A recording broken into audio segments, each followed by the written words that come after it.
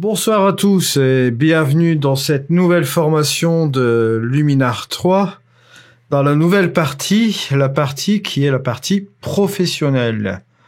Donc pour cette partie professionnelle, ce que j'ai fait, c'est que j'ai pris ce petit phare de synthèse, j'avais pris la partie haute du phare. Alors j'ai fait un petit développement rapide, vous allez voir, avec l'accent amélioré par intelligence artificielle 2.0, c'est parti, et hop, je vous montre ceci. J'ai amélioré également le ciel, avec l'embellisseur de ciel bien sûr, et j'ai rajouté un petit peu de vibrance, ainsi qu'un peu de clarté. Voilà, vous voyez déjà en quelques clics, vous obtenez ceci, ce qui est déjà pas mal. Regardez le avant et le après. Et je trouve que nous allons travailler sur cette photo avec les différents filtres, justement, de cette partie professionnelle. Alors, commençons par le contraste avancé.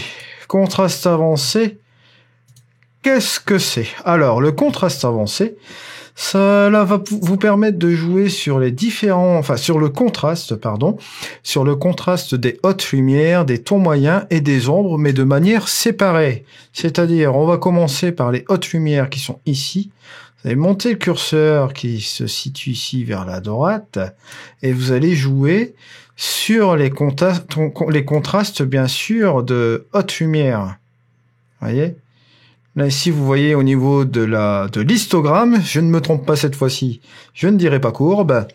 L'histogramme, vous voyez, ces hautes lumières-là, quand vous avancez le curseur, elles ont tendance à se ramener plus au niveau des ombres, forcément, elles se contrastent un petit peu plus par là.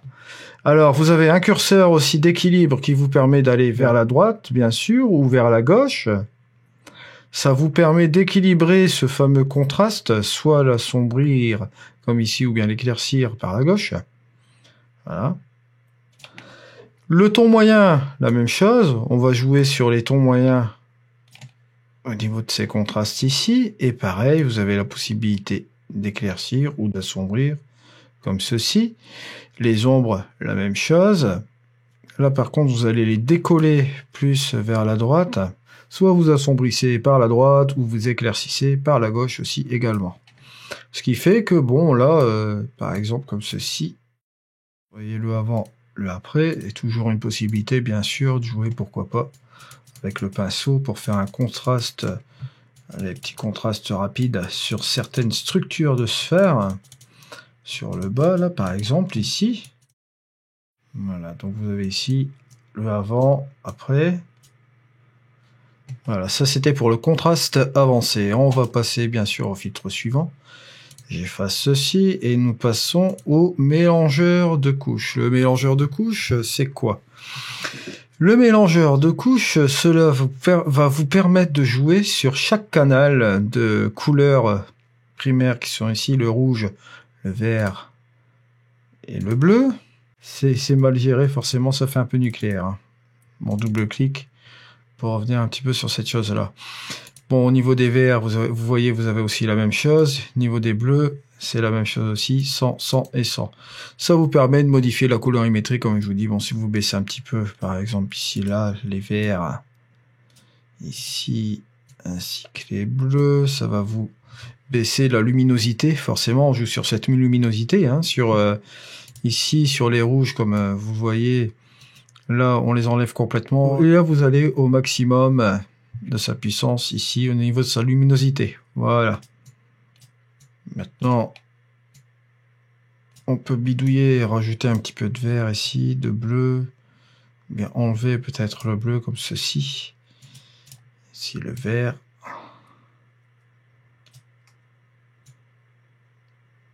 Comme je vous dis, il faut être vraiment prudent avec cette chose-là, ce filtre-là, parce qu'on peut facilement arriver sur quelque chose de nucléaire, par exemple, comme ceci. Ça, c'est kitsch, comme on dit. Bon, enfin, voilà, c'était pour le mélangeur de couches. Ça peut être intéressant. On va passer sur quelque chose d'autre, qui est la balance des couleurs. La balance des couleurs. En fait, nous allons modifier les couleurs dans les ombres, les tons moyens et les hautes lumières. Bon, par exemple, ici en rouge, comme vous savez aussi auparavant, La couleur complémentaire du rouge, c'est le cyan. Couleur complémentaire du vert, c'est le magenta. Du bleu, c'est du jaune. Là, on les retrouve justement ici en curseur. Ça fait un petit peu penser à la courbe. La courbe, on en parlera un peu, elle est ici. Donc là, dans les ombres, si je vous montre, si vous voulez modifier les bleus et ramener un petit peu plus vers le rouge, tout est possible. Du magenta ou du vert, vous voyez. Le jaune. Ça, c'est dans les ombres, vous voyez. Ton moyen, même chose. Il faut toujours se référer sur son premier curseur, comme là, bon, avec ton moyen, on va descendre un petit peu les rouges aussi. Sur les sombres, on avait un petit peu monté. Je suis plus ou moins bien. Ici, on va taper un petit peu aussi encore un peu dans le jaune. Et l'autre lumière, bien sûr, on va faire la même chose. On regarde un petit peu la même. Et là, en 2 minutes, on a réussi à faire une petite image, un petit développement assez vieilli, comme ça.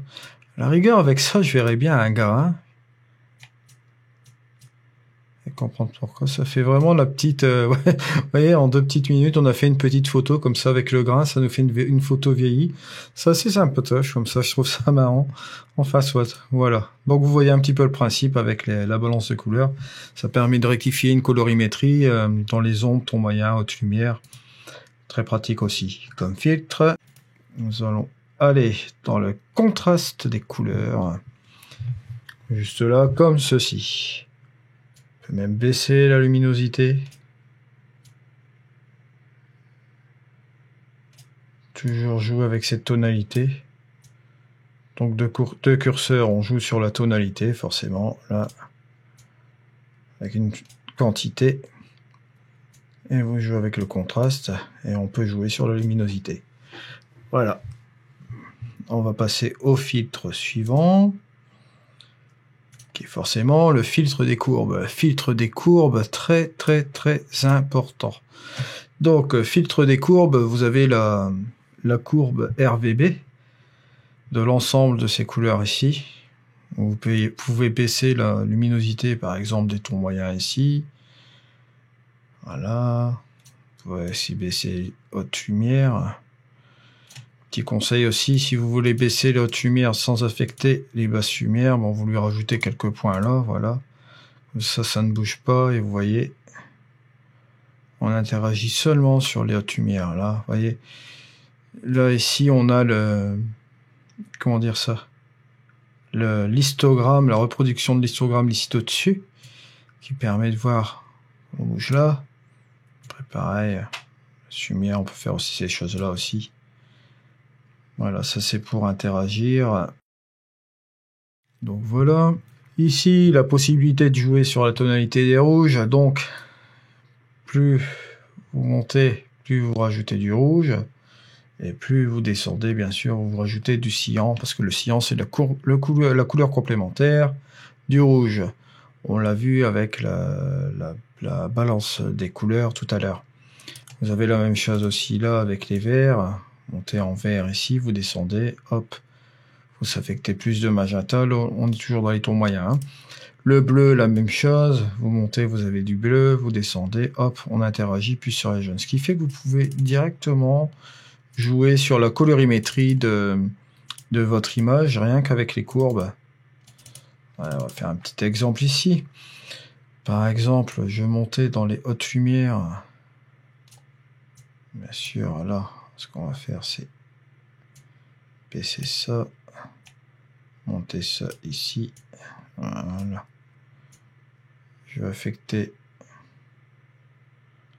donc les hautes lumières. Cette partie-ci, par exemple, en lui rajoutant un petit peu plus de rouge. Là, pareil, le vert. On rajoute un petit peu plus de magenta à la courbe verte, en couleur opposée. Sauf par exemple ici. Au niveau des basses lumières, un peu comme ceci. Le bleu, par exemple, la même chose.